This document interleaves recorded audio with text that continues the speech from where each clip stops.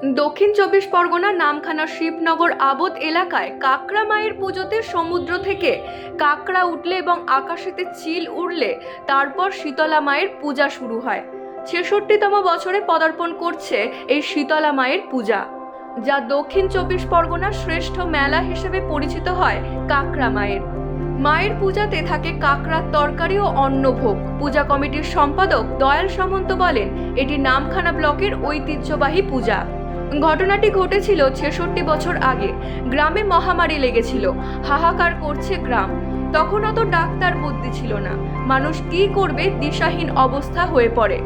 সমস্ত বাড়িতেই মহামারী দেখা দিয়েছিল।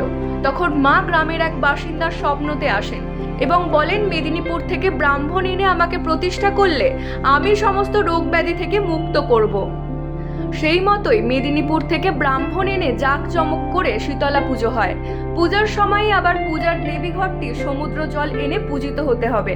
তাছাড়া ঘট আনার সময় ঘটের চারপাশে কাকড়া উঠবে ও ঠিক আকাশে উড়বে চিল। এইভাবেই আমি পূজিত হব কাকড়া মা নামে। সেই রীতিরেওয়াজ এখনো 2024-এ দাঁড়িয়েও। ঠিক ঘটে জল আনার সময় আকাশে উড়বে চিল, সমুদ্র থেকে উঠে আসবে কাকড়া ও বাড়ির আনাচে কানাচে উঠল সমুদ্র কাকড়া।